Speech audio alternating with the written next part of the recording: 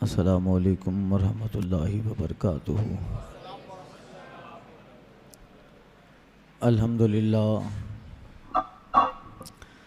अल्हम्दुलिल्लाहिल्लज़ी हदाना इला सिरातिल मुस्तक़ीम वजअल लना तौफ़ीक़ खैर रफ़ीक़ वस्सलातु वस्सलामु अला आलिहि वसहबिहि अस्हाबल हुदा वत्तहक़ीक़। अम्मा बाद फ़अऊज़ु बिल्लाहि मिनश शैतानिर रजीम। बिस्मिल्लाहिर रहमानिर रहीम। अल्लज़ी जाअ बिस्सिद्क़ि व सद्दक़ बिहि उलाइका हुमुल मुत्तक़ून। सदक़ल्लाहु व रसूलुहुन नबियुल अमीनुल मतीनुल करीम। व नहनु अला ज़ालिका लमिनश शाहिदीन व शाकिरीन व ज़ाकिरीन वल्हम्दुलिल्लाहि रब्बिल आलमीन। बादाए तौहीद के मतवालों, शमए रिसालत व नबूवत के परवानों, अहले सुन्नत वल जमात के क़दीम दस्तूर और मामूल के मुताबिक बारगाह रहमत आलम रहमत तमाम नय्यर बतहा मह जमाला माह खूबा नय्यर ताबा शाह बतहा जाने आलमीन रहमतुल लिल आलमीन अनीसुल गरीबीन राहतुल आशिकीन मुरादुल मुश्ताकीन शम्सुल आरिफीन सिराजुस सालिकीन हुज़ूर अहमद मुश्तबा मोहम्मद मुस्तफ़ा सल्लल्लाहु अलैहि वसल्लम में दुरूद मुक़द्दस का नज़राना मोहब्बत पेश करें। पढ़ें अल्लाहुम्मा सल्ली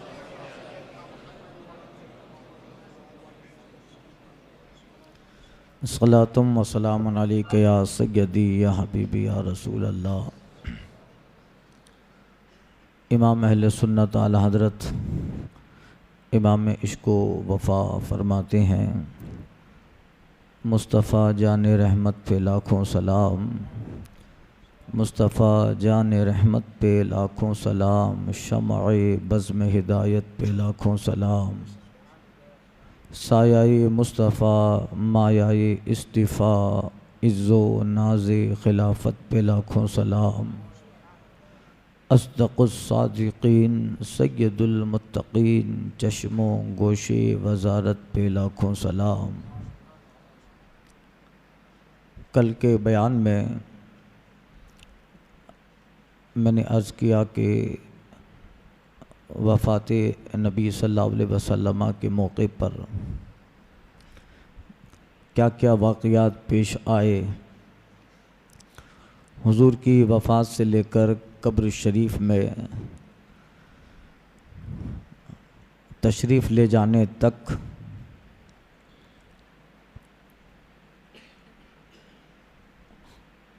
फिर आपकी कब्र अनवर किस तरह खोदी गई। अबू तलहा अंसारी के हवाले से अर्ज़ किया, सरकार सल्लल्लाहु अलैहि वसल्लम के बाद अहले सुन्नत वल जमात का ये मुत्तफ़क़ा अक़ीदा और फ़ैसला है कि नबियों और रसूलों को छोड़कर पूरी दुनिया में सबसे बड़ी ज़ात अबू बकर सिद्दीक़ की है।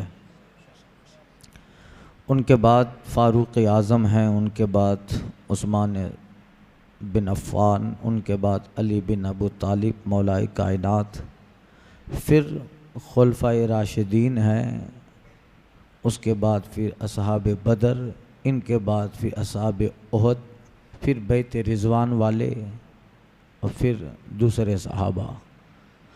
ये तरतीब है अहले सुन्नत वल जमात की। हज़रत अबू बकर सिद्दीक़ खलीफतुल मुस्लिमीन हैं। हुज़ूर के बाद सरकार सल्लल्लाहु अलैहि वसल्लम की ज़ाहिरी हयात में जिन्होंने 17 नमाज़ें पढ़ाई हों, और हुजूर ने फरमाया या अबिल्लाहु व रसूलुहु वल मुस्लिमून इल्ला अबी बकर मिन अबी बकरिन, अल्लाह रसूल और मोमिन ये अबू बकर के सिवा किसी को पसंद नहीं करेंगे।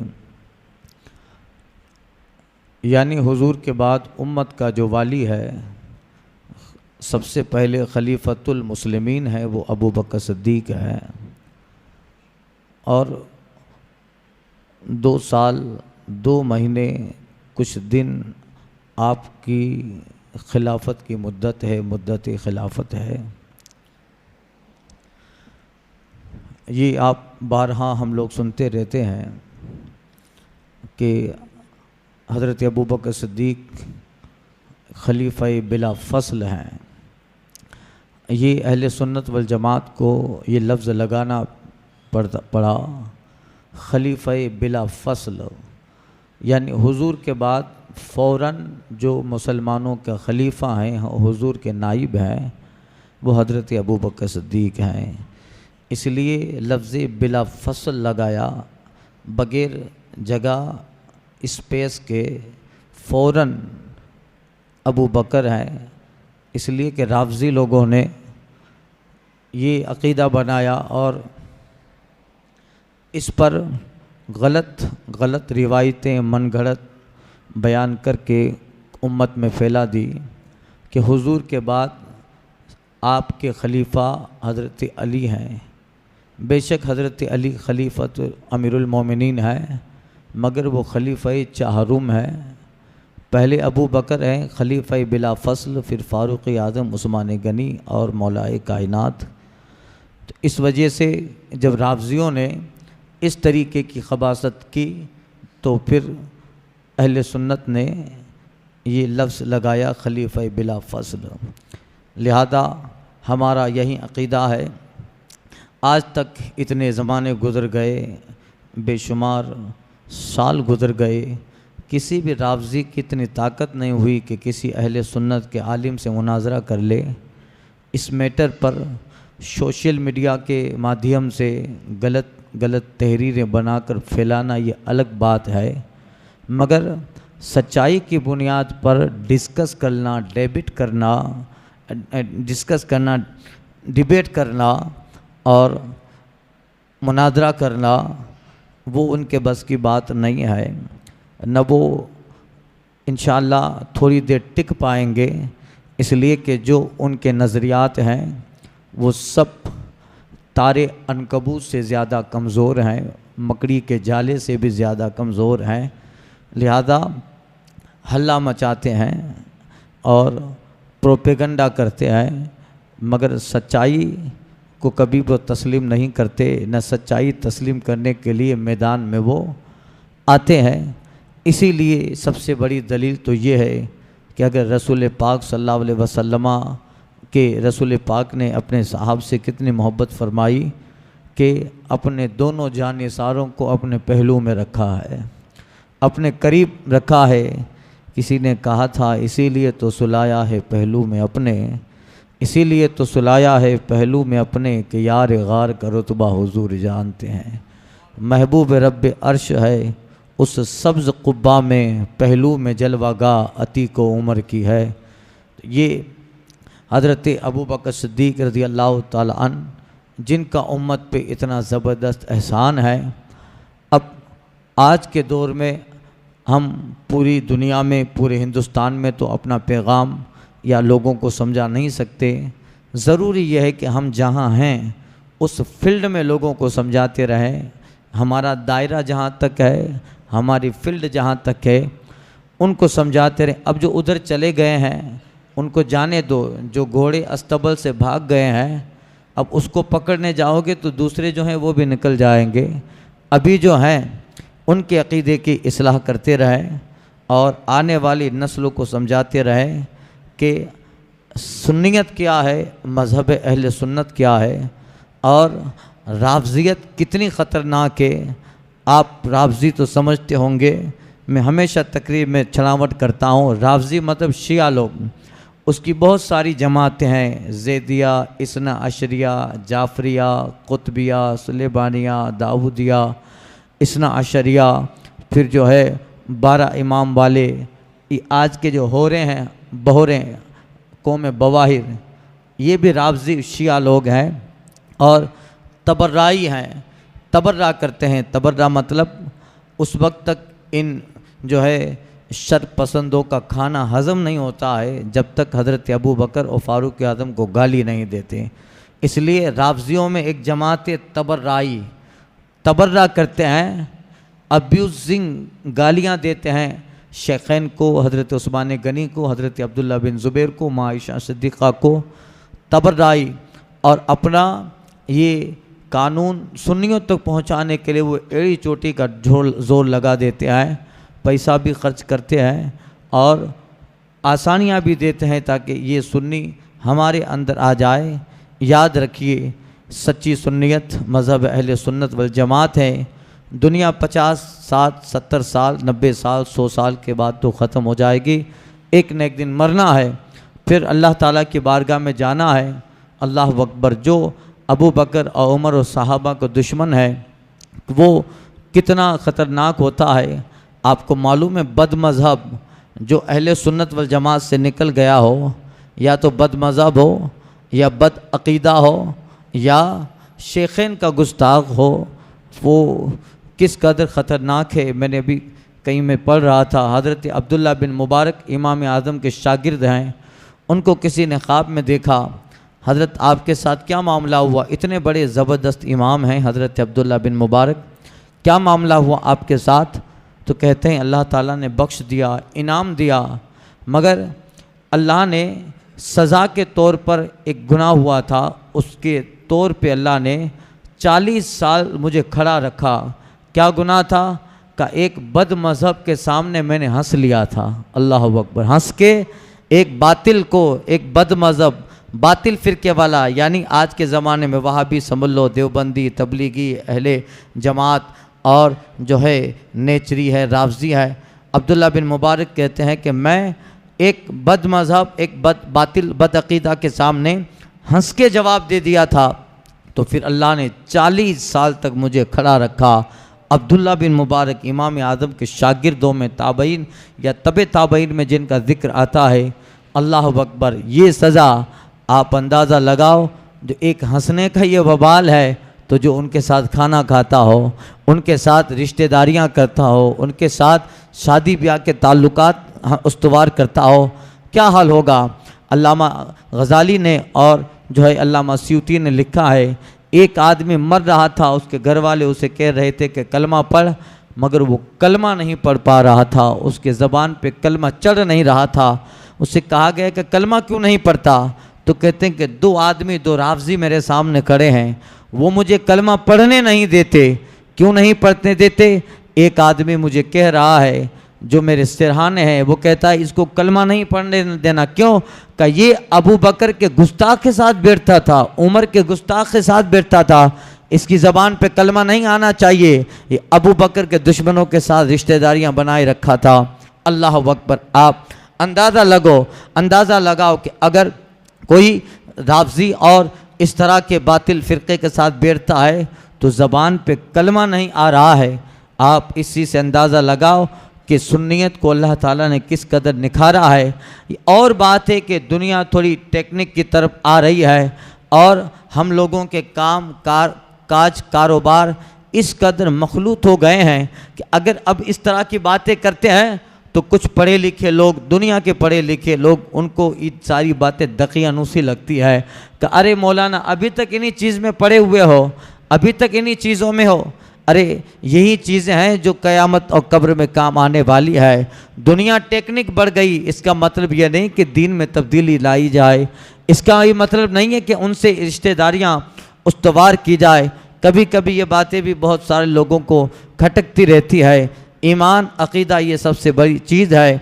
लिहाजा हज़रत फ़ारूक आज़म, हज़रत अबू बकर सिद्दीक़ उम्मत में सबसे अफ़ज़ल हैं। नबियों और रसूलों के बाद सबसे बड़ा अगर किसी का मकाम है तो हज़रत अबू बकर सिद्दीक़ हैं, फिर फ़ारूक आज़म, उस्मान गनी, मौलाए कायनात, फिर खुलफ़ाए राशिदीन, फिर असहाब बदर, फिर असहाब औद, फिर बैत रिज़वान वाले, बैत उक़बा वाले, फिर दिगर सहाबा। ये तरतीब है। अल्हम्दुलिल्लाह हमें इस बात पे नाज है कि कभी इबादत अगर कम हुई तो हुई, बंदगी अगर कम हुई तो हुई, वो हुकूकुल्लाह है, हक़ के रब है। अल्लाह ताला चाहे बख्श दे, गफुर रहीम है। मगर अल्लाह ताला अपने प्यारों की मोहब्बत वो जो दिल में लेके आएगा उसको अल्लाह ताला सराएगा, और जो अपने महबूबीन की अदावत लेके दिल में आएगा उसकी सारी इबादतें उसके मुंह पे मारी जाएगी। इसलिए कि ये अल्लाह के महबूबीन का दुश्मन है, अल्लाह के मुतीअ फरमाबरदार बंदे का ये दुश्मन है। इसलिए अहले सुन्नत वल जमात का ये मुसल्लमा अक़ीदा कि हज़रत अबू बकर सिद्दीक़ फ़ारूक़ आज़म ये शेख़ैन हैं। रसूल पाक ने फरमाया मेरे दुनिया में 2 वज़ीर हैं, अबू बकर और उमर, आसमान में मेरे 2 वज़ीर हैं, जिब्राईल और मिकाईल। उनमें जनाब अबू बकर तो वो ज़ात है, अल्लाह अकबर, जिन्हें अल्लाह सलाम पेश करता हो, खुदा ताला जिसे सलाम करता हो। और मुस्तफ़ा जान रहमत ने फरमाया ऐ लोगो मेरे अबू बकर के ताल्लुक़ से कुछ मत कहो, जब तुम लोगों ने साथ न दिया अबू बकर ने मेरा साथ दिया, जब तुम उन लोगों ने बुख्ल किया अबू बकर ने मुझ पर अपना माल निछावर किया, जब तुम घबराए जान देने से तब अबू बकर ने मेरे लिए, मेरे दीन के लिए अपनी जान की बाजी लगाई। रसूल पाक कहते हैं मैंने दुनिया में सारे लोगों के हक़ अदा कर दिए, जो जो मेरे लिए तकलीफ़ें उठाई मैंने हक़ दे दिए सबके। और रसूल पाक अपने वफ़ात के वक्त भी ये नसीहत कर रहे थे कि जिनके हक़ बाकी हों वो मुझसे ले ले। आखिरी वक्त में भी ये नसीहत थी, जबकि सरकार तो सैयदुल मासूमीन है, आप पे किसका हक़। मगर हुजूर तंबीह तालीम के लिए कहते हैं कि मेरे ऊपर अगर किसी का हक़ है तो फिर वो मुतालबा कर सकता है अभी, अल्लाह अकबर। तो जिसका हक़ था हुजूर कहते हैं मैंने सबके हक़ अदा कर दिए। जो मदद किया दीन में, इस्लाम लाने में, मैंने उन्हें कलमा दिया, मैंने उन्हें दीन दिया, खुदा की सच्ची मोहब्बत उनको दी, उन्हें बुत परस्ती से निकाल कर खुदा परस्ती में दाखिल किया, उन्हें शिर्क और कुफ्र की वादियों से निकाल कर ईमान की शम्मा, चरा ईमान के सरसब्ज़ शादाब बगीचे में उन्हें जगह दी।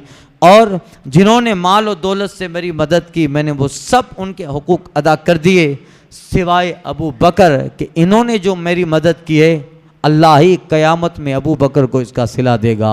अल्लाह अकबर। ये जनाब अबू बकर सिद्दीक़ है और हुजूर ने इनसे जो मोहब्बत और प्यार फरमाया, जिसकी उनके दिल में जो रसूल पाक सल्लल्लाहु अलैहि वसल्लम की मोहब्बत थी कि ज़िंदगी भर आप अपनी ज़ात को हुजूर के लिए निछावर कर दिया। वरना दौलत किसको पसंद नहीं होती, अपना घर बार किसी को पसंद नहीं होता, अपनी अहलो अयाल किसी को पसंद नहीं, सबको पसंद है। जब मौका आता है दीन के लिए निकलने का, नॉर्मल हालात में नारे लगाना बड़ा इजी हुआ करता है, बड़ा आसान होता है। आदमी नॉर्मल हालात में नारा लगाए और कहे कि हम दीन के लिए जान की कुर्बानियाँ, जान की बादियाँ लगाएंगे, मगर जब वक्त आता है तब बंदे को परखा जाता है। जो आदमी कहता है आप हमारे इमाम हो, मौलाना आप जब भी पुकारो आ जाएंगे, आप ये हो वो हो, मगर जब किसी आलिम पे खुदा ना करे आए तो उस आदमी का ही सबसे पहले फ़ोन बंद होता है। मालूम है कि मौलाना फ़ोन करेंगे या कुछ मदद के लिए। यानी आदमी नॉर्मल हालात में बहुत बड़ा दावा कर सकता है, मगर दावे की तस्दीक कब होती है, जब उस आदमी पर बात बन आए। अब जब दीन के लिए निकलना पड़े तब आदमी को देखना पड़े। पहले तो घरवाली इजाज़त नहीं देगी, बीवी नहीं देगी, का ये मौलानाओं के झगड़े हैं, आप क्यों पढ़ रहे हैं इसके अंदर। दीन के लिए जब निकलने की बारी आए, अल्लाह के लिए जब निकलने की बारी आए, खुदा के मज़हब के लिए जब निकलने की बारी आए, मुस्तफ़ा की सुन्नत के लिए जब निकलने की बारी आए, तो फिर जब बंदा अगर निकलना चाहता भी है तो कभी माँ की मोहब्बत आड़े आ जाएगी, कभी बीवी का प्यार, कभी औलाद, कभी अपने छोटे बच्चे को देखेगा तो कहेगा क्या रे ये मेरा बच्चा है, मैं अगर वहाँ गया और मारा गया तो मेरे बाद इनका कौन होगा। यानी आदमी नॉर्मल हालात में बात तो करता है, मगर जब आ जाए ख़ुद पर और फिर वो उस मैदान में कामयाब हो, बीवी मना करे तो करे मगर मुझे दीन के लिए जाना है, घर वाले मना करे तो करे मगर दीन के लिए मुझे जाना है, तब उस बंदे का सब्र आजमाया जाता है और तब वो बंदा अल्लाह की बारगाह में इनाम, अज्र और तोहफे पाता है, अल्लाह की रज़ा पाता है। अबू बकर सिद्दीक ने ये कौल किया, ये वादा दावा भी किया, और जब वक्त आया तो इस दावे पे हज़रत अबू बकर 100% सही उतरते हैं, ऐसा कि अपना माल खुदा की राह में दे दिया, अपनी जान हुजूर के लिए निछावर कर रहे हैं। अपना बेटा मैदान बद्र में हज़रत अबू बकर सिद्दीक का जो बेटा था वो कुफार मक्का की तरफ से आया था। बाद में अब्दुर्रहमान ईमान ले आए या गालिबन मोहम्मद बिन अबू बकर ईमान ले आए। आपके बेटे ने बाद में कहा था, अब्बा जान अल्लाह के रसूल का सबसे बड़ा करम हुआ, मैंने कुफ्र से रिश्ता तोड़कर ईमान की शारे राह को अपनाया। मगर ए अब्बा जान, आपको मालूम है मैदान बद्र के अंदर आप मेरी तलवार के नीचे आ गए थे। मैं अबू जहल की तरफ से, उतबा और शैबा की तरफ से, कुफार मक्का की तरफ से मैं आया था, और आप पैगम्बर आदम की तरफ से आए थे। आप मैदान बद्र में मेरी तलवार के नीचे आ गए थे। अगर चाहता तो इसी तलवार से आपकी गर्दन उड़ा देता, मगर बाप होने का ख्याल आया, अबियत का ख्याल आया, आप मेरे बाप हैं, इसलिए छोड़ दिया। हज़रत अबू बकर सिद्दीक का ईमान अफरोज़ जवाब सुने। आप कहते हैं कि बेटा तूने उस वक्त बाप होने का ख्याल किया, मगर कसम रब्बे काबा की, अगर मैदान बद्र में तू मेरे तलवार की जद में आ जाता तो मैं तेरे बेटे होने का ख्याल न करता, मैं अल्लाह उसके रसूल और दीन के लिए तेरे गर्दन के 2 टुकड़े कर देता। इसलिए कि मैं मोहम्मद अरबी की तरफ से आया था, तू कुफ्र की क़यादत करके आया था, तू शिरक की क़यादत करके आया था, मैं इस्लाम की क़यादत करने आया था, मैं मोहम्मद अरबी की मोहब्बत की क़यादत करने आया था। ये हैं कि अपना माल, अपना तन, अपनी जान, अपनी औलाद सब मुस्तफ़ा जान रहमत पर इस तरह निछावर की कि अल्लाह अकबर। रसूल पाक सल्लल्लाहु अलैहि वसल्लम ने फरमाया, मैंने सब लोगों के हक़ अदा कर दिए सिवाय अबू बकर का। वो ज़ात है जिसने हिजरत में सबसे पहले मुस्तफ़ा जान रहमत के साथ, वो ज़ात है जिसने आलम अरवा में क़ालू बला, जब रब ने कहा था अलस्तु बिरब्बिकुम, बताओ ए रूहों क्या मैं तुम्हारा रब नहीं हूँ, उस वक्त नबियों की रूहों को छोड़कर रसूल पाक की रूह के बाद सबसे पहले जिसने बला कहा था तो वो पहली रूह हज़रत अबू बकर सिद्दीक की है। दुनिया में आकर जिसने सबसे पहले अपने आप को निछावर किया वो ज़ात अबू बकर की। हिजरत में जो सबसे पहले हुजूर के साथ हैं वो अबू बकर है। उम्मे माबद की झोंपड़ी में जो सबसे पहले हुजूर के साथ पहुंचा है वो अबू बकर है। अबू अयूब अंसारी के घर पे जो सबसे पहले हुजूर का पैगाम लेके पहुंचा वो अबू बकर है। मैदान बद्र में जो सबसे पहले हुजूर की ढाल बन के खड़ा रहा वो अबू बकर है। ओहद के मैदान में जो सरकार के लिए सिपर बन के खड़ा रहा वो जनाबे अबू बकर है। हुजूर के बाद इस उम्मत की क़यादत जिसने की वो पहला अबू बकर है। सरकार के इस दुनिया से जाने के बाद जो कब्र में सबसे पहले हुजूर के करीब मिला वो अबू बकर है। दुनिया तो जाने दीजिए, आलम क़यामत में हुजूर के बाद जो सबसे पहले जन्नत में जाएगा वो उम्मत का पहला इंसान अबू बकर है। अल्लाह अकबर। इसीलिए सरकार सल्लल्लाहु अलैहि वसल्लम ने वो बातें जनाब अबू बकर सिद्दीक के ताल्लुक़ से इरशाद फरमाई, मैंने सब की हक़ अदा कर दिए सिवाय अबू बकर का। अब आप ज़ात देखिए, आक़ाई करीम सल्लल्लाहु अलैहि वसल्लम के बाद आप खलीफतुल मुस्लिमीन हुए। 2 साल 2 महीने खिलाफत पे जनाब अबू बकर सिद्दीक बैठते हैं, मगर अल्लाह अकबर इस दौरान उम्मत की जो क़यादत जनाब अबू बकर सिद्दीक ने की है, देखिए कायद बन जाना अलग बात है, मगर क़यादत को सही तौर पे इस्तेमाल करना अलग बात है। कुर्सी तो सब लोगों को मिल जाती है, वोट मिला कुर्सी मिल गई, चंद लोग जमा होकर एक शख्स को आगेवान बना देते हैं, ये सारी चीज़ें अलग है। एक शख्स को आगेवानी दे देना, एक शख्स को क़यादत दे देना, एक शख्स को कौम की सरदारी दे देना, एक इंसान को चंद लोग मिलकर अपना कायद मान ले, चाहे वो मज़हब का कायद हो, चाहे सियासत का कायद हो, माशरे का कायद हो, समाज का कायद हो या घर का ही कायद क्यों ना हो, एक आदमी का कायद बनना अलग चीज़ है। आगेवान कायद समझे ना, आगेवान कायद बनना अलग चीज़ है, मगर उस आगेवानी पे खरा उतरना ये सबके बस की बात नहीं है। सब में इंसाफ बराबर करना पड़ता है, सबको ध्यान बराबर देना पड़ता है। अगर कोई फैसला और मुकदमा सामने आता है, मौलाए कायनात फरमाते हैं कि जब 2 फरीक, 2 पंच, 2 गिरोह, 2 जमात फैसले के लिए आए तो किसी एक को ज़्यादा हंस के जवाब देगा तब भी जुल्म में शुमार होगा। दो आदमी अगर फरीक, दो पंच आए हैं, इसमें एक को ऊपर बिठाया एक को नीचे बिठाया, आप फरमाते तब भी ये उस कायद के जुल्म में शुमार होगा। और कहते हैं हजरत अली कि जब तक उन दोनों पंच का फैसला नहीं हुआ, किसी एक के घर पे दावत खाना भी जुल्म है, किसी एक के साथ ज़्यादा तनाई में मिलना भी जुल्म है। ये हैं वो क़यादत के फ़ैसले, ये हैं वो क़यादत की बातें जो इस्लाम मुकम्मल तौर पे दे रहा है। तो कायद बनना एक अलग बात है, मगर उस क़यादत को एहतमाम के साथ निभाना, अल्लाह के दीन के मुताबिक, मुस्तफ़ा के कानून के मुताबिक, सालेहीन और कानून इस्लाम के मुताबिक उस पर अमल करना, ये सबके बस की बात नहीं होती है। वरना आदमी आजकल तो फैसला करना ही नहीं आता है। पहले तो सबसे बड़ा काजी के लिए, कायद के लिए सबसे बड़ी बात यह है कि पहले वो कुरान का वो चैप्टर पढ़े जिसमें कुरान के फैसले बताए गए हैं। काजी को सबसे पहले, चाहे वो काजी हो, चाहे वो कोई भी इंसान हो जिसके साथ, जिसके पास लोग फैसले लाते हो, जो लोगों के दरमियान कॉम्प्रो करवाता हो, लोगों का कायद बना हो, उसके लिए कुरान का वो चैप्टर पढ़ना ज़रूरी है। किस तरह फैसला क़ज़ा होगा, किस तरह लोगों के दरमियान बाहमी सुलह कराई जाएगी, कहाँ किस एतबार से, इसलिए वो कुरान के सारे चैप्टर पढ़ना ज़रूरी है। जिस चैप्टर को जो है कुरान ने क़ज़ा व फैसले के लिए रखा है। अल्लामा इब्न हजर अस्क़लानी को बादशाह वक्त ने कहा था, हुजूर आप काजी बने। इब्न हजर अस्क़लानी शाम और मिस्र के बहुत बड़े उलमा में जिनका शुमार होता था। आपने उस ओज़े को कबूल न किया। जब बहुत ज़्यादा लोगों ने आपको फोर्स किया कि आप काजी बने, जबकि अल्लामा इब्न हजर अस्क़लानी इतने ज़बरदस्त पाए के बुजुर्ग हैं कि कम से कम 1500 से किताबें अल्लामा इब्न हजर अस्क़लानी ने लिखी हैं, इतने ज़बरदस्त आलिम है। मगर आपको जब काजी का फ़ैसला ओहदा दिया गया, आप कितने साल तक काजियों से मुलाकात कर करके वो चैप्टर पढ़ते हैं और उस चैप्टर को दिमाग में बिठाते हैं। जब मुकम्मल दिल मुतमईन हो गया तब जाके आप फैसला एक क़ज़ा पर बैठते हैं। पहले काजी बने फिर काज़िल क़ुज़ात बनते हैं। यानी ये आदमी जिस मनसब पे बिठाया जाता है, दुनिया में वो चीज़ ज़रूरी है। आप जिस फील्ड में काम कर रहे हो उस फील्ड के ताने और बाने तो आपको मालूम होने चाहिए। बगैर जो है इल्म के कूद पड़ोगे, घोड़ा सवारी आती नहीं है और आप अरबी नस्ल के घोड़े पर बैठ जाओ, वो एक जो है ऊपर के पांव हिलाएगा, आप गिर पड़ोगे।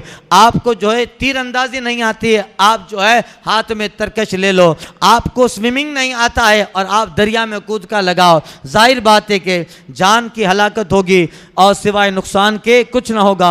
इसलिए जिस फील्ड में है उस फील्ड का मुताला भी ज़रूरी है। इसलिए उलमा कहते हैं हज फ़र्ज़ हो तो हज के मसाइल सीख लेना, नमाज फ़र्ज़ हो तो नमाज के मसाइल सीख लेना, ज़कात फ़र्ज़ हो तो ज़कात के मसाइल सीख लेना। जिस फील्ड में जा रहे हैं उस फील्ड के कवानीन तो आने चाहिए, उसकी धारा धोरण नियम, उसके जो कवानीन, उसके कॉन्स्टिट्यूशन है। वरना क्या होगा, खामखम कपड़ा मंत्री बना दिया, कुछ पता ही नहीं चल रहा है, नाना मंत्री बना दिया, कुछ इकोनॉमिक पढ़ाई नहीं है। नतीजा क्या होगा, आर्थिक संस्था, आर्थिक जो है पोजीशन वो और ज़्यादा कमज़ोर होती जाएगी। उस आदमी को उस फील्ड में रखो जो उससे मुताला किया हुआ हो, उस फील्ड में योगदान दिया हो, उस फील्ड में उसने कुर्बानी दी हो, सेक्रीफाइड किया हो, तब जाके वो उस फील्ड को सही तौर पे समझाएगा और उस फील्ड को जो है सही तौर पे मजबूत करेगा। इसलिए जहाँ जिस फील्ड में जाएं तो उसके ताल्लुक से पढ़ना ज़रूरी है। काजी बने, मैं कह रहा था कायद बने तो फिर कायद को कवायद क़यादत के उसूल उसूल भी आने चाहिए, वरना गलत फैसला कर देगा। वो आया है तलाक का मसला लेकर, एक जगह मैं गया था और 3 तलाक दे दिए थे उस साहब ने। फिर समाधान होने वाला था, ठीक है समाधान हो गया। मैंने कहा जो है अब समाधान हो गया ठीक है, लेकिन बाद में समाधान की सारी प्रोसीजर पहले जो है उसको 3 तलाक दी हलाला करना पड़ेगा। तो जिसके पास वो आदमी था जिसके पास ये समाधान के लिए बैठे थे, बोले नहीं नहीं चलो हो गया, चाय पानी पी लिया। मतलब बेवकूफ़, चाय पानी से नहीं होगा, 3 तलाक दे दिया है। जब तक हलाला नहीं करेगा, इसको देखेगा तो जना होगा, इसको हाथ पकड़ेगा तो जना होगा, इसके साथ सोएगा तो जना होगा। क्या समझता है, उसने पढ़ाई नहीं है कि हलाले की अहमियत क्या है, उसने पढ़ाई नहीं है कि 3 तलाक कितना सेंसिटिव मैटर है, कितना गंभीर टॉपिक है। अब वो कहता है नहीं नहीं हो गया, जाओ चाय पानी पी लिया। ऐसा नहीं चलता है। नतीजा क्या होगा? वो आदमी खुद जुल्म का शिकार होगा, जिसके ताल्लुक से ये मैटर है वो भी फिर जुल्म का शिकार, गुनाह का शिकार होगा। इसलिए रसूल पाक ने फरमाया था क़यामत की निशानियों में इत्तख़ज़न नास रुआस जुहाला। मुस्तफ़ा कहते हैं जब आखिरी दौर आएगा लोग जाहिलों को कौम का सरदार बना देंगे। जो है युसअलो, उनसे पूछा जाएगा तो फिर फफ्तौ भी गैर इल्म, उनसे जब लोग सवाल करेंगे तो जाहिल तो है ही, बगैर इल्म के फतवा देगा। दल्लू व दल्लू, आका कहते हैं गुमराह था, कौम को भी गुमराही के दाने पे लाके खड़ा कर देगा। अब वो कह रहा है चलो समाधान हो गया, चाय पानी हो गया, चलो, अरे चाय पानी हुआ है, दोनों सुलह के लिए राजी हो गए हैं, मगर इस्लाम की वो प्रोसीजर कौन पूरी करेगा? कुरान का वो कानून कौन पूरा करेगा? अगर ये पूरा न किया गया, हाथ पकड़ेगा तो गुनाह में शुमार होगा, उसको देखेगा, उसके लिए गैर महरम हो गई है, अब उसको देखेगा तो गुनाह होगा। इसलिए वो प्रोसीजर पूरी करनी है, वो किसी और से निकाह करे। ला तहिल्लु लहू हत्ता तनकिहा ज़ौजन गैरा, सूरह बकरा में, वो किसी और से निकाह करे, फिर वो हम बिस्तरी करे, वो तलाक दे, इद्दत गुजारे, उसके बाद फिर पहले वाला शौहर निकाह करेगा, तब जाके वो सारी प्रोसीजर पूरी होगी। मगर क्या मुस्तफ़ा फरमाते इत्तख़ज़न नासु रुआस जुहाला। आका कहते हैं आखिरी दौर में लोग जाहिलों को कौम का सरदार बना देंगे। खुद को तो कुछ आता नहीं है, कौम जाएगी तो कौम को भी गलत राह पे खड़ा करेंगे, उनसे पूछेंगे लोग और बगैर इल्म के जहालत का फतवा देंगे। दल्लू व दल्लू, मुस्तफ़ा कहते हैं खुद तो गुमराह है, कौम को भी गुमराही के दहाने में ढकेल देंगे। इसलिए जो फील्ड हो उस पर उसका जो है क़यादत हो, तो क़यादत के सारे उसूल होने चाहिए। कायद बने हैं, कौम के रहबर हैं, खलीफतुल मुस्लिमीन है जनाब अबू बकर सिद्दीक़ रज़ी अल्लाह ताला अन्हु, अल्लाहु अकबर। मगर देखिए क़यादत कैसी होती है। मुस्तफ़ा जान रहमत ने ये सारे उसूल बताए। आक़ाई करीम सल्लल्लाहु अलैहि वसल्लम कायद हैं, मुस्तफ़ा जान रहमत जो है कायदुल कायदीन हैं, बड़े बड़े कायदों के कायद हैं। मगर सरकार तो मदीना में हैं, सहाबा हैं, हज़ारों हुजूर के ग़ुलाम हैं। क्या होता, सारा काम करने के लिए साहबा मौजूद हैं। फ़ारूक़ आज़म जैसी शख्सियत कहती या रसूल अल्लाह आप कभी तो कुछ खिदमत का मौका दीजिए हमें। सरकार चटाई पे सो रहे हैं और जब उठते हैं मुस्तफ़ा जान रहमत तो सरकार की पीठ पर उस चटाई के रेशे के निशान पड़ जाते हैं। फ़ारूक़ आज़म कहते या रसूल अल्लाह आपके जिस्म पर इस खजूर की चटाई के निशान बन गए, हुजूर आपके लिए गद्दा लगा दें, चादर ले आएँ। मुस्तफ़ा कहते नहीं नहीं, मैं अल्लाह का शुक्रगुजार बनना चाहता हूँ, अल्लाह का शुक्रगुजार बंदा बनना चाहता हूँ। अल्लाह अकबर। कायद कैसा होगा? मदीने में एक ज़लज़ला आया, ज़लज़ला जब आया और एक बहुत बड़ी चीख निकली, मदीने में आवाज़ आई, रात के 2-3 बजे थे, ठंडी का ज़माना था और सारे सहाबा अपने अपने बिस्तरों पे आराम कर रहे हैं। आवाज़ आई मदीने में, चूँकि पहले से मशहूर था चारों तरफ से दुश्मनों की फ़ौज, कोई हमला न कर दे, सहाबा तैनात रहते थे, मुस्तैद रहते थे। एक दिन ऐसा हुआ, ठंडी कड़ाके की थी और आधी रात जब गुजरी, मदीना में चीख की आवाज़ आई, सहाबा अपने बिस्तरों पे नींद से बेदार हो गए, उठ गए। क्या हुआ? जब आवाज़ ख़त्म हो गई, थोड़ा मोमेंट हुआ, वक्फा हुआ, कुछ देर के बाद चंद सहाबा अपने मकान से निकले और जहाँ से आवाज़ आ रही थी उस आवाज़ की तरफ सहाबा जाने लगे। आधा रास्ता पहुँचे, अल्लाह अकबर, उस आवाज़ को देख कर मुस्तफ़ा वापस पलट रहे हैं। अल्लाह अकबर। आका कहते हैं जाओ जाओ अपने बिस्तरों पे सो जाओ, कुछ नहीं हुआ है। समझे इस बात का मतलब? अल्लाह अकबर। कायद वो होता है जो अपने मातहतों के जाने का इंतजार नहीं करता कि कोई और निकले। मुस्तफ़ा निकल कर आवाज़ की तरफ चले भी गए हैं। क्या हुआ है? सहाबा तो बाद में निकले हैं, मुस्तफ़ा पहले उसकी तफ्तीश करने गए हैं। आखिर हुआ क्या है? कहीं मेरी कौम पे कोई वबाल ना आ जाए, मेरी कौम घबरा ना जाए। सहाबा तो बाद में उठ के जा रहे हैं, मगर आधा रास्ता पहुंचे तो मुस्तफ़ा आवाज़ देकर वापस पलट रहे हैं। सो जाओ घर के अंदर, कुछ नहीं हुआ है। मैं वो सारे हालात और वहाँ जहाँ से आवाज़ आई थी आवाज़ देख के आ रहा हूँ। अल्लाह अकबर। यानी हमारी तरह नहीं कि मैं सोया रहूँगा, जाओ देखो तो क्या हुआ है, मैं पढ़ा रहूँगा, जाओ देखो तो क्या हुआ है, मैं आगेवान हूँ, मैं कायद हूँ, मैं इमाम हूँ, मैं सरबराह हूँ, मैं बड़ा हूँ, अब मैं छोटे को भेजूँगा, जाओ देखो तो क्या हुआ, ताकि पहले वो मारा जाए। नहीं नहीं, कायद वो होता है जो पहले मैदान में कदम रखता है। कायद वो होता है जो पहले मैदान रम्ज़ में कदम रखता है उसी को क़यादत हासिल है। जो माँ तहतों को बचाने की फ़िक्र करता है, जो अपने माँ तहतों के लिए सुलह की फ़िक्र करता है, अपने माँ तहतों के लिए आने वाली बला से दरवाज़ा रोकने के लिए सबसे पहले मैदान में कूदता है। मुस्तफ़ा कहते हैं जाओ सो जाओ, मैं उधर से आ रहा हूँ, कुछ बात नहीं हुई है। अल्लाह अकबर, वरना सरकार तो सैयदुल अंबिया है, आका हैं सहाबा के, और सहाबा तो जो भी है मगर गुलाम में मुस्तफ़ा के। हुजूर पड़े रहते और आका कहते जाओ अबू बकर देखो तो क्या हुआ, जाओ उमर क्या हुआ, मगर नहीं, क़यादत का फ़लसफ़ा मुस्तफ़ा बता रहे हैं, क़यादत की तर्ज बता रहे हैं कि ग़ुलामों को इन वक्त पर, इन मौक़ों पर अपने माथे तो हुक्म नहीं दिया जाता। कायद वो होता है जब मैदान गर्म हो तो अपने आप को पहले आग में झोंक देता है। अल्लाह अकबर, वो पहले जो है आगे बढ़ता है, और वो पहले कायद वो होता है जो पहले आग में जाता है और फिर अपने मातहतों को जो है जाने का, या जैसी सिचुएशन। अल्लाह अकबर, कायद हैं जनाब अबू बकर सिद्दीक़, और आप जो है खलीफतुल मुस्लिमीन बने।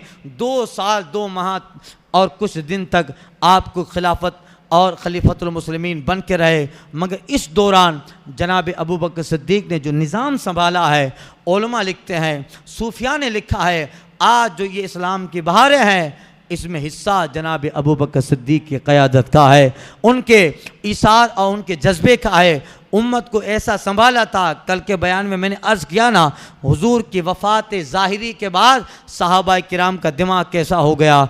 फ़ारूक़ आज़म जैसा मुदब्बिर साहबी भी तलवार लेके बाहर निकल गया और कहा, कहते हैं कि किसी ने अगर कहा कि मुस्तफ़ा विसाल फरमा गए तो गर्दन उड़ा दूंगा। अल्लाह अकबर, इस वक्त उम्मत को संभाला है, और जब आका न रहे तो फिर अब जो छुपे हुए दुश्मन थे वो भी आस्तीन के सांप बन के आगे आ गए। अब मदीना के यहूदी और उनका मंसूबा बढ़ गया। अब जब तक उनके पैगंबर थे तब उन मुसलमानों की चलती थी। देखिए अब कौन बचाएगा। अल्लाह अकबर, यहूदी मदीना के, ईसाई मदीना के, मुशरिकीन सब एक हो गए। जब तक मुसलमानों के पैगंबर थे तब तक तुम्हारी आहो भगत चलती थी। अब तो मुसलमानों के पैगंबर दुनिया में न रहे। अब देखें इस्लाम की कश्ती कैसे साहिल नजात पे, साहिल समंदर पे पहुंचती है, कामयाबी के किनारे पे पहुंचती है। यहूदी एक तरफ से खड़ा हो गया, ईसाई दूसरी तरफ से खड़ा हुआ, मुशरिकीन मक्का, मिस्र और शाम और ये अरब के इलाके, मुत्तहिदा अरब को मिलाकर जितने बड़े बड़े मुशरिकीन की जमातें थी सब एक हो गए और कहते हैं अब तो इस्लाम को मिटाना बहुत आसान हो गया। उनके कायद चले गए, उनका पैगंबर चला गया, उनके नबी चले गए। अल्लाह अकबर, सब एक हो गए। ये फितना एक अलग है। दूसरे मुसलमानों ही में कुछ लोग खड़े हो गए, हम लोग ज़कात अदा नहीं करेंगे। ज़कात मुस्तफ़ा जाने रहमत को कुरान में हुक्म था, ऐ महबूब आप इनसे ज़कात लीजिए। कुरान में हुजूर से कहा गया है, महबूब खुज़ मिन अमवालिहिम सदक़ा, आप इनसे सदका व ज़कात लीजिए। और कुरान देखिए दलील की कैसी करते हैं लोग। बातिल जब होता है तो बातिल भी अपनी बुतलान वाली दलीलें भी कुरान से लेके आता है। उन लोगों ने एक दलील कुरान से दी, जो लोग ज़कात का इनकार करने लगे। क्या कहते हैं कुरान में ज़कात का जो हुक्म है उसमें अल्लाह ने फरमाया है खुद मिन अमवालिहिम सदका, ऐ महबूब आप इनसे सदका व ज़कात लीजिए। अब हुजूर से कहा गया था कि ज़कात लो, हुजूर तो है नहीं, अब हम ज़कात देंगे नहीं। ऐसी जो है कमज़ोर दलील लेके आए। एक बड़ी जमात थी जो ज़कात का इनकार करने लगी और कहा हम नमाज पढ़ेंगे, रोज़ा रखेंगे, मगर ज़कात नहीं देंगे। ये तो खिराज है, ये तो टैक्स है, ये तो जो है बोझ है हम लोगों पर। अल्लाह अकबर, अब हैं कितने, चंद लोग ही तो मदीना में हैं। ये जो ईमान ले आए थे मुकम्मल तौर पे, दुनिया पर तो इस्लाम छाया नहीं अभी तक, यही लोग मदीना में हैं। अल्लाह अकबर, इसमें से एक बड़ी जमात साहबा की सरकार ने ओसामा बिन ज़ैद के साथ भेज दिया है जंग के लिए। वो निकल गए हैं, उन्हें रास्ते में पता चलता है कि सरकार वफात पा गई, फिर वो वापस आए। अल्लाह अकबर, कहते हैं एक बड़ी जमात ज़कात का इनकार करने लगी। अरब का आखिरी वाला इलाका मकाम तिहामा है, मकाम के तिहामा में मुसलिमा कज़्ज़ाब करके कि इंसान नबूवत का दावा करने लगा। अब देखिए लोग क्या है, लोगों की फ़िक्र देखिए, लोगों के दिमाग देखिए।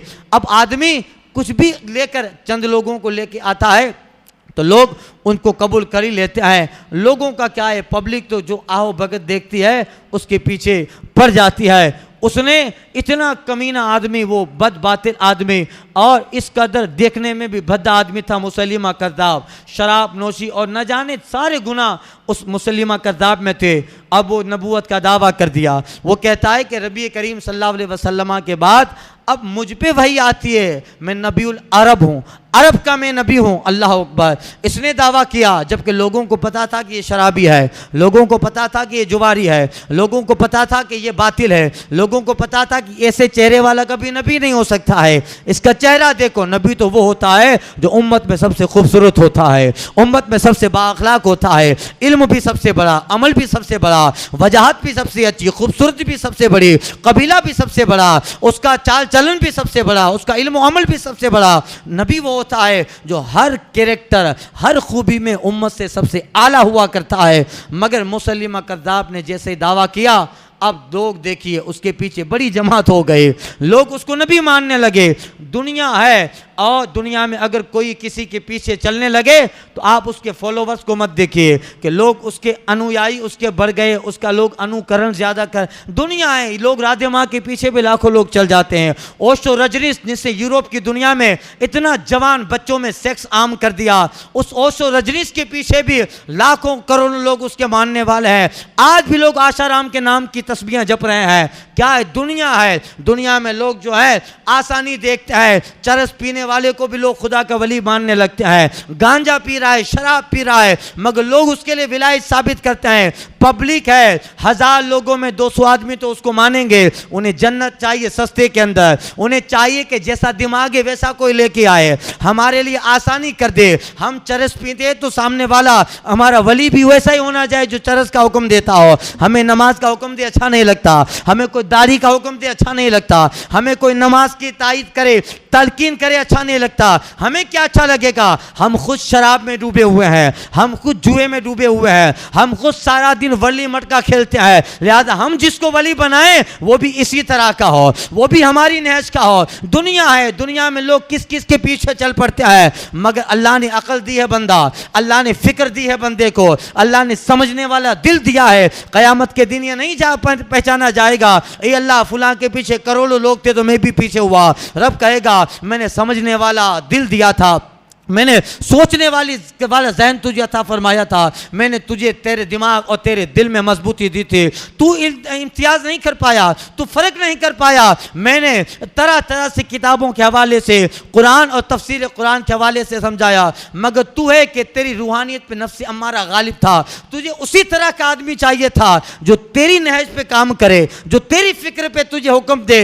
क़यामत के दिन ये सारी चीज़ें काम ना आएगी। इसलिए दुनिया है, चलने वाले कैसे कैसे लोगों के पीछे चलते हैं। कोई आदमी नंगा होके भी निकलता है, दूसरे दिन लोग उसे भी मस्तान बना देते हैं, और उसके पास भी देखो तो मिठाइयों के डब्बे पड़े रहते हैं। उसके बाद भी लोगों की, औरतों की भीड़ लग जाती है तावीज़ धागे के लिए। अरे वो नंगा घूम रहा था, अभी उसको 2-4 लोगों ने बिठा दिया, अब लोग इसके पास तावीज़ बना रहे हैं, उसके बाद दुआ करवा रहा है। लोगों में चंद तरह के दिमाग होते हैं, हर तरह के लोगों के दिमाग है। एक आदमी जो आलिम दीन है, नमाज पाबंदी से पढ़ता है, वो कुरान की तिलावत रोजाना करता है, वो सुन्नत रसूल पे अमल करता है, वो फर्ज नहीं छोड़ता है, वो वाजिब नहीं छोड़ता है, वो इमामत भी करवाता है, कुरान भी पढ़ाता है, पढ़ता है, वो लोगों में तबलीग भी करता है, वो लोगों को दीन भी सिखाता है। मगर लोगों का दिमाग कितना आसान जन्नत चाहता है, ऐसे लोगों के पास कोई नहीं आएगा। बाकी नंगा फूगा बैठा रहे, लोग उसके पास आके जो है डेरा जमा लेते हैं, अल्लाह का वली है। अरे वो तेरी कौम में वो एक आदमी ऐसा भी है जिसके पीछे तू नमाज पढ़ता है तो वो इमाम तेरा फर्ज अल्लाह की बारगाह में कबूल करवाता है, वो रसूल पाक की तालीम देता है, वो हुजूर की सुन्नत लोगों तक पहुंचाता है, वो अल्लाह के कानून कुरान पे अमल कर रहा है, वो अल्लाह के कानून वाजिबात पे अमल कर रहा है, वो सीरत नबवी, सुन्नत सहाबा और औलिया व सालिहीन की सीरत पे बना है। वो कभी जाहिर में खड़े होकर पानी भी नहीं पीता है, वो कभी दाढ़ी भी नहीं कटवाता है, वो इस्लामी लिबास में डला है, वो कुरान पढ़ता है, कुरान पढ़ाता है। मगर लोगों का दिमाग है, लोगों की ज़हन व फिक्र है, ऐसे इमामों की तरफ कोई नहीं आएगा। और कभी उनसे मुलाकात का लोगों को बिल इरादा कभी ऐसा शौक भी नहीं होता, चलो आज उनसे मुलाकात करने जाए, मगर उन लोगों की तरफ लोग देखेंगे तो अब लोग दौड़े दौड़े चले जा रहे हैं। अल्लाह ने सोचने वाला दिमाग बंदे को दिया है, अल्लाह ने दिल भी बंदे को दिया है, जरा देख दिल क्या कहता है, फिक्र क्या कहती है। इसलिए आज के दौर में, आज के युग में, आज के पीरियड में अगर किसी को वली ढूंढना हो, अब वो ज़माना ख़त्म हो गया कि जहां उमर बिन अब्दुल अजीज़ का ज़माना था तो एक आम आदमी भी 6-6 महीने का मस्जिद में एहतिकाफ करता था, 1-1 साल का एहतिकाफ करता था। आज के ज़माने में अगर बंदा सूद से पाक है, अपने आप को रखता है, जुआ से पाक अपना दामन रखता है, आज के ज़माने में बंदा हराम कामों की तरफ जाता नहीं है और वो हलाल रिस्क कमाता है, हलाल रोज़ी से अपने बच्चों का पेट भरता है, और वो कभी जिसमें शक हो उस चीज़ की तरफ जाता नहीं है और वक्त पर फ़र्ज़ वाजिबात अदा कर रहा है, तो आज के ज़माने में विलायत के लिए उस बंदे के लिए इतना काफ़ी है। आज के बंदे में, आज के ज़माने में इतना काफ़ी है कि वो फ़र्ज़ अदा कर रहा है, गुनाह से बचा हुआ है, हराम से बचा हुआ है, हराम कारी नहीं करता है और वो वाजिबात और फ़राइज़ अदा करता है। आज के दौर में वो काफ़ी है। अल्लामा गज़ाली ने लिखा है, कुछ लोग क़यामत में ऐसे होंगे जिनसे कहा जाएगा कि आओ औलिया किराम आ जाएं, एक जगह खड़े हो जाएं। तो अब औलिया किराम आएंगे, बड़े बड़े हमारे अकाबिर औलिया गुजरे, वो जब आएंगे, इसमें कुछ आम लोग भी होंगे। फरिश्ते कहेंगे अरे आ जाओ, अरे हम तो वली नहीं थे, अरे तुम भी वली थे। फरिश्ते कहेंगे कि हम वली थे, कहाँ, तुम दुनिया में हराम से बचते थे, हलाल खाते थे और अपने अहलो अयाल पे हलाल खर्च करते थे और कभी तुम्हारा फ़र्ज़ नहीं छूटता था, इसलिए अल्लाह ने तुम्हारे लिए भी मकाम विलायत मुक़द्दर कर दिया। अल्लाह अकबर, ये है। और इस्तिकामत ही सबसे बड़ी चीज़ है, इसीलिए कहा अल इस्तिकामत फ़ौक़ल करामत, शरीयत पे पाबंदी ये करामत से बड़ी चीज़ है। ज़रूरी नहीं है कि कोई हवा में उड़ता हो आप उसी को वली माने, नहीं नहीं, एक आदमी जो शरीयत पे मुकम्मल तौर पे पाबंद है वो अल्लाह का वली है। इसलिए बुज़ुर्गों ने कहा अल इस्तिकामत फ़ौक़ल करामत, शरीयत पे अमल ये करामत से बढ़कर है। वाक़या सुनाए ने, एक साहब आए थे सरकार गौसे आदम की बारगाह में, महीना 2 महीना रहे, जाने लगे। सरकार गौसे आदम कहते अरे भाई इतने दिन रहे, जा रहे हो? कहा बस हुज़ूर नाम सुना था, आया था। किस काम के लिए आए थे, इतना मेरे पास रहे?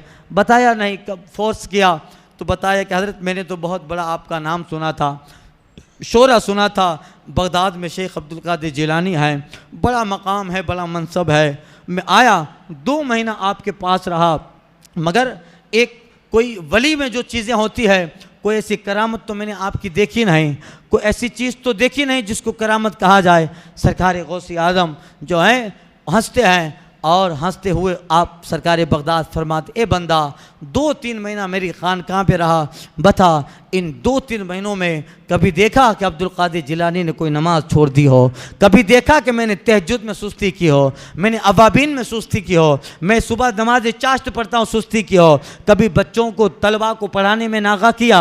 कभी मैंने इन 2 महीने में देखा कि मैंने कोई ऐसी चीज़ की हो जिस पे कुरान ने हद लगा दी हो, जिस पे कुरान ने मना किया हो, अल्लाह के रसूल ने जिस पे मना किया हो? बताओ, मेरा फ़र्ज़, मेरे वाजिब, मेरी सुन्नत गैर मौक़ेदार छूटी, क्या हुज़ूर ये तो नहीं देखा?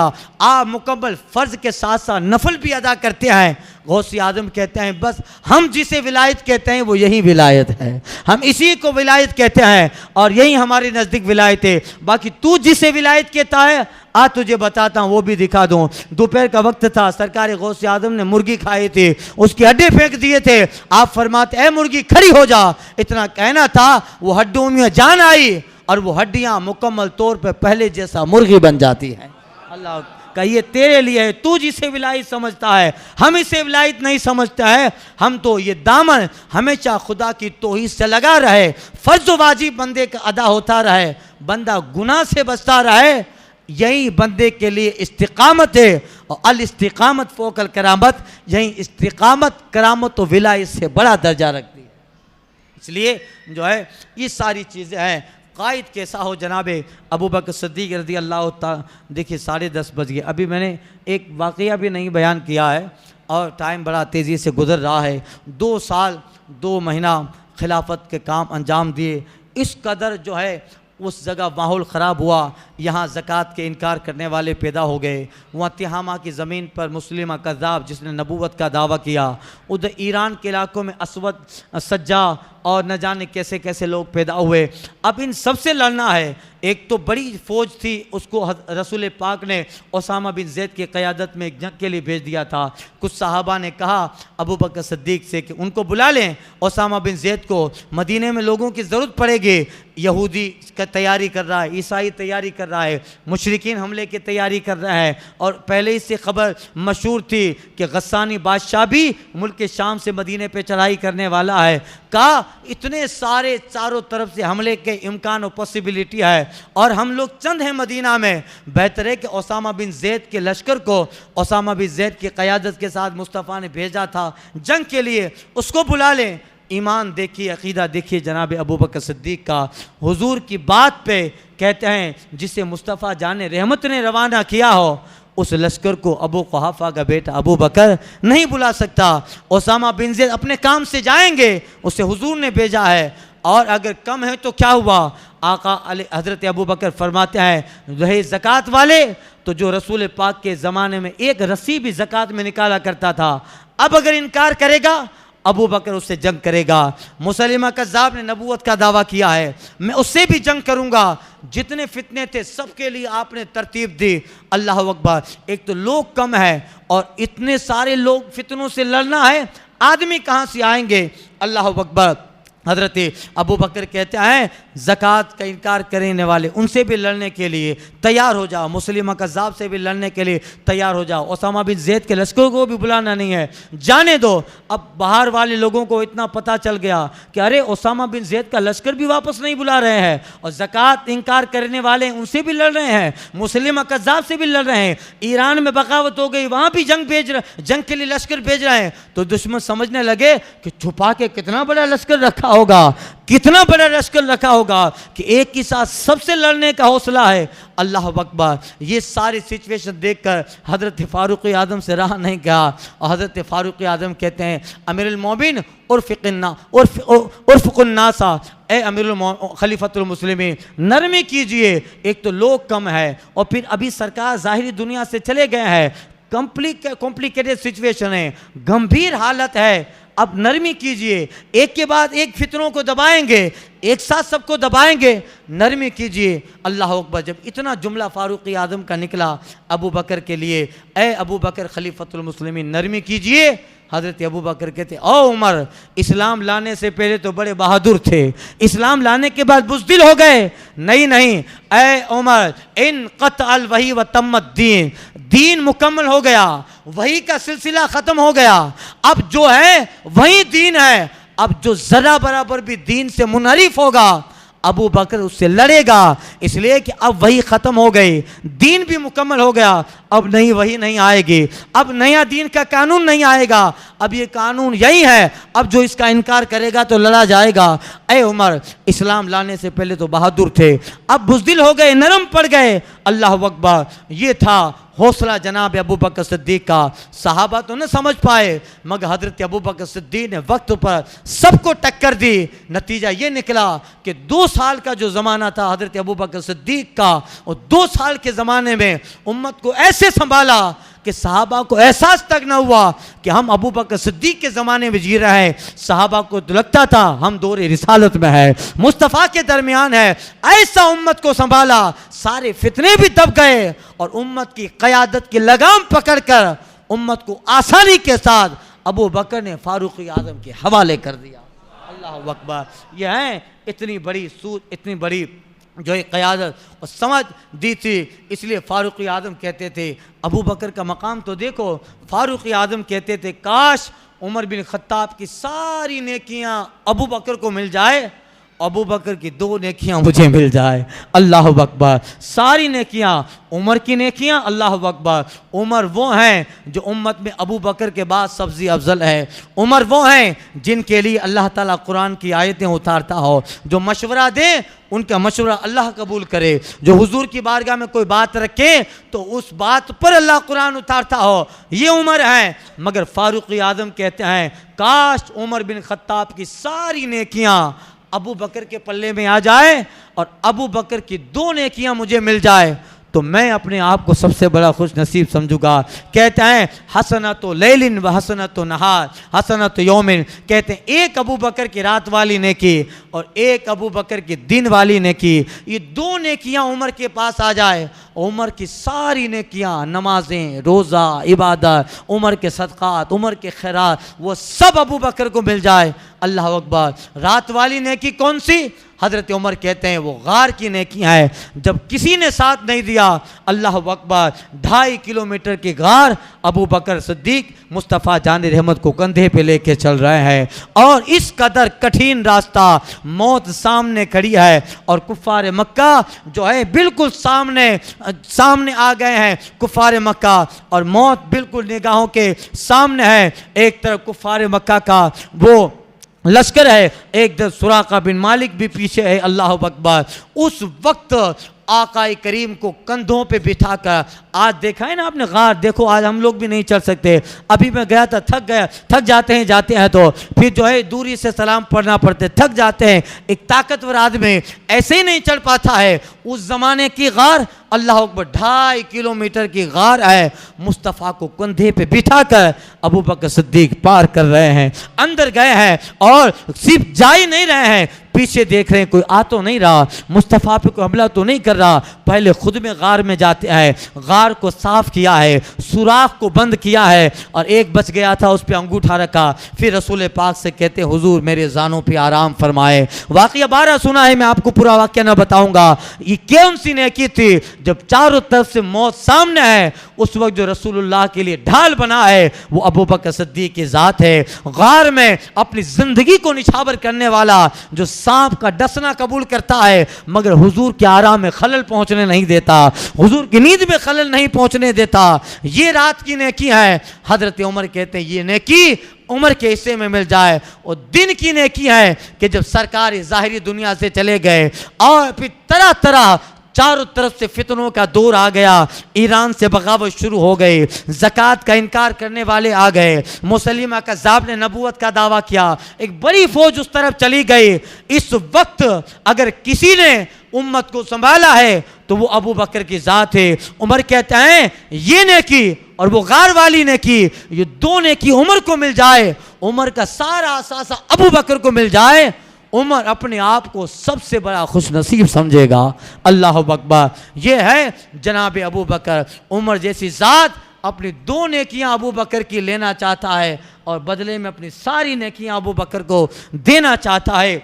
ये जनाब अबू बकर सिद्दीक 2 साल 2 महीने तक खिलाफत अंजाम दिए और आपके जब विसाल का वक्त आया, जुमादल आखिर के शुरू के हफ्ते में आप बीमार होते हैं और गुस्ल किया था ठंडे पानी से। जनाब आयशा सिद्दीक़ा कहती है कि फिर पानी का असर ऐसा हुआ जिस्म पर, बुखार फिर नाम ही नहीं लेता था उतरने का, यहाँ तक कि फिर जुमादल के आखिरी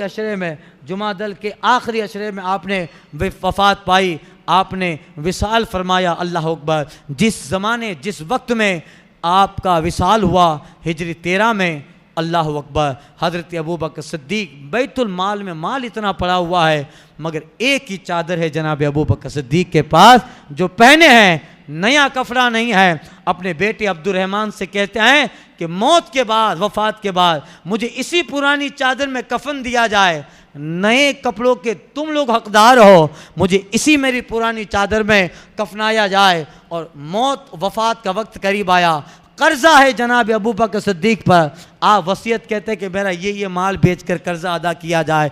अल्लाह अकबर। खलीफतुल मुस्लिमीन है, इतना माल पड़ा है बैतुल माल में, बहुत सारे इलाके फतेह हुए थे, इतना माल पड़ा है, चाहते तो चांदी का महल बना लेते मगर वो दुनिया हज़रत अबू बकर सिद्दीक के लिए कोई हैसियत नहीं रखती और दुनिया की तरफ कभी तवज्जो भी ना की। अल्लाह अकबर। ज़िंदगी भर इसी तरह सादगी से गुजारी और कहते थे अबू बकर सिद्दीक, जो मुस्तफ़ा कहा करते थे, मैं अल्लाह का शुक्रगुजार बंदा बनना चाहता हूँ, अगर चाहते तो रेशम के गद्दे पे सोते। इतना माल आ गया था मगर अल्लाह अकबर, सारी दुनिया को त्याग दिया, समर्पित कर दिया, न बैतुल माल से इतना वजीफ़ा लिया, बल्कि एक रिवायत तो मिलती है कि एक दिन हज़रत अबू बकर सिद्दीक के दिल में ख्वाहिश आई आज मुझे हलवा खाना है, मगर पैसा इतना नहीं था घर में, इतना माल, इतना आटा नहीं था हलवे का कि हलवा बनाया जाए। आपकी बीवी को लगा कि मेरे शौहर को हलवा खाने की तमन्ना है, तो रोज़ाना जो आटा खरीदती थी उस आटे में से थोड़ा सा बचा के निकाल देती थी, आधी मुट्ठ बचा के निकाल देती थी। अब जितना पकता है घर में खाना, उसमें से आधा मुट्ठ आटा निकाल दो तो ज़्यादा एहसास नहीं होगा, निकाल देती थी। महीना हुआ तो बहुत ज़्यादा आटा हो गया। अब उसको देखकर हलवे का आटा खरीद ले आई। अबू बकर सिद्दीक ने कहा, ये हलवा कहाँ से आया? आपकी बीवी कहती हैं कि रोज़ाना अपने आटे में से थोड़ा बचा कर रख देती थी, आज जमा हो गया, उसको बेचकर उसके बदले में ये आटा खरीद के लाई। अबू बकर सिद्दीक कहते हैं, इसका मतलब जिसने तूने बचाया है उस बचाने के बाद भी हमारा गुजारा हो सकता है। आप बैतुल माल में फ़ौरन खजानची को खत लिखते हैं कि मुझे जितना वजीफ़ा दिया जाता है उसमें से इतना कम कर दिया जाए। अल्लाह अकबर। यह है जनाब अबू बकर सिद्दीक, यह है दुनिया में जीने का तरीका, यह है आखिरत का तसव्वुर। कौन है? हकीकत में बहादुर अबू बकर है, हकीकत में जमा मर्द अबू बकर है, हकीकत में मर्दों के सब में खड़ा रहने वाला वो अबू बकर है जिसने इस तरह जिंदगी गुजारी कि जिसकी फ़क्र फाका, जिनकी फ़कीरी का हाल ये था कि कसम रब्बे काबा की, अबू बकर की फ़कीरी के सामने दुनिया का बादशाह भी अपने घुटना टेक दिया करता। अल्लाह अकबर। जो फ़कीरी में सल्तनत करता है वही जवां मर्द होता है। दौलत है वो खर्च करो क्या बड़ी बात है, पैसा है वो खर्च करो क्या बड़ी बात है। बड़ी बात तो यह है फ़कीरी में बंदा साबिर बन के रहे। बड़ी बात तो यह है नहीं है अपने गुजारे जितना ही है और फिर भी खर्च कर डाले, वो बड़ा जमा मर्द हुआ करता है। फ़कीरी में ऐसे ज़िंदगी गुजारे, कुछ नहीं है ऐसे ज़िंदगी गुजारे कि नहीं है तब भी सब्र कर रहा है, नहीं है तब भी शुक्र कर रहा है। यह है दुनिया इतनी पड़ी है, बैतुल माल में सोना चांदी पड़ा है, चाहते तो क्या नहीं कर सकते थे, मगर कभी दुनिया की तरफ जनाब अबू बकर सिद्दीक ने तवज्जो नहीं दी। रसूल पाक के नहज पे चले। अल्लाह अकबर। और आपने चंद सहाबा को बुलाकर हज़रत फ़ारूक़ आज़म के ताल्लुक़ से राय की। उस्मान गनी, हज़रत तला, हज़रत ज़ुबैर, मौलाए कायनात सबको बुलाकर हज़रत फ़ारूक़ आज़म के ताल्लुक़ से राय की। सबकी राय थी कि उमर आपके बाद उम्मत में सबसे बेहतरीन साबित होंगे। खैर कल बयान करूँगा। और हज़रत अबू बकर सिद्दीक रज़ियल्लाहु ताला अन्हु भी शहादत की मौत आपकी भी हो जाती है। रिवायतों में कि गार में आपको जो जहर काटा था उसी जहर का असर लौट के आया था। तो सांप के कटने से भी बंदा जब इंतकाल करता है तो उसे भी शहीदों के ज़ुमरे में शुमार किया जाता है।